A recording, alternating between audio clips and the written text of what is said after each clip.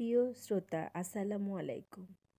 আশা করছি সবাই যে যেভাবে আছেন ভালো আছেন। আজকে আমি আপনাদেরকে যে গল্পটা শোনাবো তা আমার নিজের লেখা। এবার ২১শে বইমেলা ২০২৪-এ প্রকাশিত আমার বই অব্যক্ত বেদনা, যার মধ্যে এই গল্পটি আছে।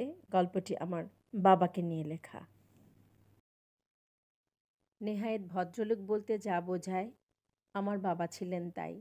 শুদ্ধ বাংলায় কথা বলতেন, পরিপাটি হয়ে থাকতেন, অসম্ভব সুন্দর বাংলা গান করতেন। সতীনাথ, হেমন্ত, মান্না দে, ওনাদের গানই বেশি শুনেছি বাবার মুখে। খন্দকার পরিবারের বড় ছেলে, ৯ ভাই বোনের মধ্যে সবচেয়ে বড় ছিলেন। ১ ভাই ও ৭ বোনকে নিয়ে খুব মজা করে বাবার ছোটবেলা পার করেছেন। প্রায়ই আমার সঙ্গে গল্প করতেন।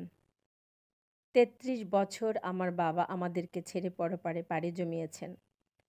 আমাদের অত্যন্ত ভালোবাসতেন, কখনোই নাম ধরে ডাকেননি। সব সময় আব্বা বলে ডাকতেন আমাদের ২ বোনকে। আমার দাদিকে বলতেন, মা তুমি তো এখনো বেঁচে আছো, তাই ওদেরকে কখনো মা বলে ডাকি না। ১৩ বছর ১৪ বছর বয়সে বাবাকে হারিয়েছিলাম। তবে ওই ১৩-১৪ বছরের স্মৃতিটুকুই অনেক সুন্দর ছিল। আমরা তখন গ্রামে ছিলাম। বাবা থাকতেন ঢাকায় চাকরির সুবাদে। প্রতি সপ্তাহে বাড়ি যেতেন। বাড়ি যেয়েই আমাকে সোজা মেঝেতে মাদুর বিছিয়ে পড়াতে বসতেন। অসৎসঙ্গ ত্যাগ করো, আলস্য দোষেরা কর, ইক্ষু রস অতি মিষ্ট, ঈশ্বরকে বন্দনা করো, এগুলো সব সে আদর্শলিপি বই থেকেই শেখা। বারবার বিভিন্ন অজুহাতে উঠে যেতে চাইতাম। বাবা একটুও বিরক্ত হতেন না। অসীম ধৈর্য নিয়ে আমাকে স্লেটে পেন্সিল দিয়ে লিখাতেন অ, আ, হ্রস্বই দীর্ঘই। কঠিন কঠিন সব বানান আমাকে শিখাতেন। নিজের ছেলেবেলা নিয়ে দুঃখ করতেন। বলতেন, জানো, আমাদেরকে সঠিক উচ্চারণ কেউ ছোটবেলা শিখাতে পারেনি। বাল্য শিক্ষাকে বলতো বাইলা শিক্ষা। আমি শুনে হাসতাম। পাখি সব করে রব, রাত্রি পোহাইল, কাননে কুসুম কলি সকলে ফুটিল। নুরুপুষি, আয়শা সুফি সবাই এসেছে, আমবাগিচার তলায় যেন তারা হেসেছে। এই সমস্ত নানা রকমের ছড়া আব্বা আমাকে পড়াতেন। ছুটির দিনে আব্বা সকালবেলা যখন বাজারে যেতেন, আমাকে সাথে করে নিয়ে যেতেন। আমি ছোটবেলা খুব দই খেতে পছন্দ করতাম। এক দোকানে দই খাওয়াতেন। বলতেন, আব্বা এই দইটা কেমন? আমি যদি বলতাম মজা, আরেকটু খাওয়াতেন। আরেকটা দোকানে নিয়ে যেতেন, ওখানেও খাওয়াতেন। ওখানে কখনো বাবাকে খেতে দেখিনি, আমাকে খেতে দেখে তৃপ্ত হতে দেখেছি। অফিস থেকে যখন বাড়ি যেতেন, অনেকটা পথ পায়ে হেঁটে যেতেন। মা মাঝে মাঝে রাগ করত, কেন এত পথ হেঁটে আসেন? বলতেন, আমার হাঁটতে ভালোই লাগে, তাছাড়া ওদের জন্য একটু বেশি করে খাবার আনতে পারি। আমরা কয়েক বছর নানার বাড়িতে ছিলাম। আব্বা তখন সবসময় ২টা ব্যাগ নিতেন খাবারের, একটা আমাদের জন্য, একটা আমার ছোট ছোট খালাদের জন্য। বিকেলবেলা আমার আশেপাশের বন্ধুরা আসতো আব্বার কাছে গল্প শোনার জন্য। আব্বা সবাইকে নিয়ে গোল করে বসিয়ে মজার মজার সব গল্প শোনাতেন। মা এতে একবার বিরক্ত হয়ে বলেছিলেন, কি বোকার মতো বাচ্চাদের নিয়ে বসে বসে গল্প করেন। এরপর থেকে অনেক দিন আব্বা আমাদেরকে কোনো গল্প শোনাননি। আব্বা যদি রাস্তায় বা কোথাও কোনো একটা কিছু সুন্দর জিনিস দেখে আসতেন, কারো মাথায় একটা ব্যান্ড, কারো মাথায় একটা ক্লিপ, বাসায় এসে সেটা আমাকে এঁকে দেখাতেন। বলতেন, আব্বা তোমাকে এটা কিনে এনে দিব ঢাকা থেকে। একবার কি হয়েছিল, আব্বার সাথে আমি বাজারে গিয়েছি। ওখানে যে আমি কানের দুল দেখে কিনতে চাচ্ছি। আমার তো কান ফুরানো নাই। এখন আব্বা তো সেটা কিনে দিবে না, বলছে তোমার তো কান ফুরানো নাই। আমি তো সে কি কান্না, রাস্তায় আস্তে আস্তে আমি কেঁদে কেঁদে নিজের চুল নিজেই ছিঁড়ছি। তখন কয়েকজন স্কুলের মেয়ে যাচ্ছে, বলছে, কাকা কি হয়েছে ওর, কেন কাঁদছে? আব্বা তখন বলছে, দেখো তো বাবা, আমার মেয়েটার কান ফুরানো নাই, কানের দুল কিনে দিতে বলছে, আমি এখন কি করি? মেয়েগুলি তখন হাসতে হাসতে চলে যায়। আব্বা আমাকে এই গল্পটা অনেকবার শুনিয়েছে। আমার আব্বার সাথে আমার ছোটবেলার অনেক মজার মজার স্মৃতি আছে। আমার আব্বা ছিলেন অসম্ভব রকমের একজন সৎ মানুষ। এই সময় এসে যা আমরা কল্পনাও করতে পারি না। একদিন গরমের দিন আব্বা বাজার থেকে কাঁচামরিচ কিনে এনেছেন। আব্বার কাছে টাকা ভাঙতি ছিল না। দোকানদার বলছে ভাঙতি হলে আপনি আমাকে পয়সা দিয়ে যায়েন। তখন 4 আনার কাঁচামরিচ ছিল। আব্বা ভুলে বাড়ি চলে আসছিল। ব্যাগ থেকে সবজি ঢালতেই আব্বার চোখে পড়ে কাঁচামরিচ। সাথে সাথে আব্বা জামা পরে 1.5 মাইল দূরে সেই বাজারে চলে যায় কাঁচামরিচের দাম দেওয়ার জন্য। আমার মা হাজার বারণ করলেও শোনে নাই। মা বলেছিল আগামী সপ্তাহে যেয়ে দিয়ে দিবেন। ঠিক চলে গিয়েছিল। দোকানদার তো অবাক। আপনি কেন আসছেন? আজকে আগামী সপ্তাহে দিতেন। আব্বা তখন বলেছেন, আমি আসছি বলে এ কথা বলছেন। যদি না আসতাম তখন বলতেন আমার টাকাটা না দিয়েই লোকটা চলে গেল। হয়তো আমাকে গালি দিয়ে ফেলতেন, খারাপ লোক ভাবতেন। আমার আব্বার মুখে কখনোই কারো পরচর্চা পরনিন্দা আমরা শুনি নাই। কোনো লোভ দেখি নাই।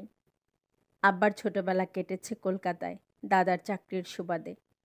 আব্বা নাকি ছোটবেলায় খুব ইন্ডিয়ান সিনেমা দেখতেন, বোনদেরকেও দেখাতেন। আব্বা গল্প করতেন তখন পাতালপুরী রাজকন্যা সিনেমা নাকি আব্বা বহুবার দেখেছিলেন। বোনদেরকে নিয়ে একটা সুন্দর জীবন কাটিয়েছেন ছোটবেলা। ফুপুদের কাছ থেকে শুনেছি আমাদের 2 বোনকে আব্বা এত আদর করেছেন যে আমার চোখে এখন পর্যন্ত আর দেখি নাই। ততদিনে আমরা ঢাকায় চলে এসেছি। আমি যখন ক্লাস 5-এ পড়ি তখন আমার আব্বা প্রথম স্ট্রোক করেন। ডান সাইডটা অনেকটাই অবশ হয়ে যায়। অফিস করতে পেরেছেন। দ্বিতীয়বার যখন স্ট্রোক করে তখন আর অফিস করতে পারেননি। 1 বছর বিছানায় ছিলেন। আমার মা আমার বাবাকে অনেক সেবা করেছেন, অনেক যত্ন করেছেন। আব্বার জীবদ্দশাতেই আমার মা সংসারের দায়িত্ব নিজের কাঁধে নিয়ে নিয়েছিলেন। আব্বার স্মৃতি থেকে অনেক কিছু হারিয়ে গিয়েছিল শেষের দিকে। আমাদেরকে বোনদের নাম ধরে ধরে ডাকতেন। কখনো শেফা, কখনো আলো, কখনো পুষ্প, কখনো মাখন, কখনো ননি। কিন্তু এখন অনেক কষ্ট লাগে আমার মনে। তখন সেরকম কাউকে আব্বার পাশে দেখি নাই। আমরাও ছোট ছিলাম, সঠিকভাবে চিকিৎসা করাতে পারি নাই। এখন মনে হয় ভালো পরামর্শ দেওয়ার মতো কেউ ছিল না আমাদের পাশে ওই সময়। তবে আব্বার জীবদ্দশায় আব্বা কারো কোনো সহযোগিতা নেননি। আমার ছোট চাচাও মারা গিয়েছিলেন আব্বার অনেক আগেই। আব্বা অনেক কিছু ভুলে গেলেও পড়াশোনাটা একদমই ভুলেন নাই। আমি পাশের রুমে পড়তাম।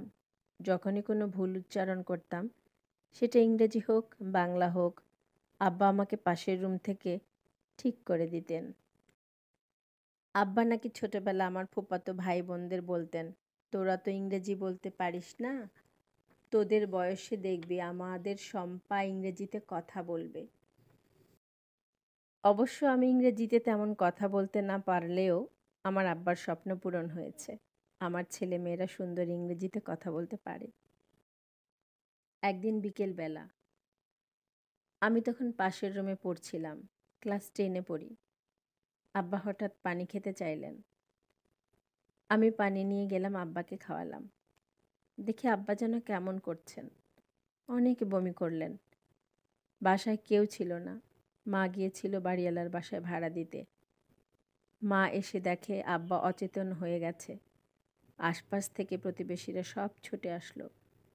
কে যেন কোত্থেকে একজন ডাক্তার নিয়ে আসলো। আব্বাকে একটা ইঞ্জেকশন দেয়া হলো। আমার আব্বার সেদিন থেকে 3 দিন অচেতন হয়ে থাকলেন। আর জ্ঞান ফিরল না। একদিন রাতের বেলা, তখন 3টা 3:30 বাজে। আমরা সবাই আব্বার চারপাশে বসে আছি। 3 দিন থেকে না খেয়ে অচেতন হয়ে আছে। হঠাৎ চোখ খুলল। খুলে আমার হাতটাকে কাছে টেনে নিল। মনে হলো কথা বলতে চাইলেন। কিন্তু আর কিছু বলতে পারেন নাই। হয়তো বলতে চেয়েছিলেন তোমরা ভালো থাকবে, হয়তো বলতে চেয়েছিলেন তুমি সবাইকে দেখো। মাত্র ৩২ বছর বয়স আমার মা আর দুটো ছোট মেয়েকে রেখে চলে গেলেন আমার আব্বা। শুরু হলো আমাদের নিয়ে আমার মায়ের সংগ্রাম, জীবনের নতুন গল্প। যেখানে আছেন নিশ্চয়ই আল্লাহ আমার আব্বাকে অনেক ভালো রেখেছেন, এটাই আমার বিশ্বাস। আমরা ভালো আছি আব্বা। আল্লাহ আমাদের কাছ থেকে অসময়ে নিয়ে যাওয়া বাবাগুলোকে অনেক ভালো রেখো। আমাকে যদি কেউ বলতো তোমার এই জীবনে হারিয়ে যাওয়া দুইজনকে যদি তুমি ফিরে চাও, কাকে চাইবে?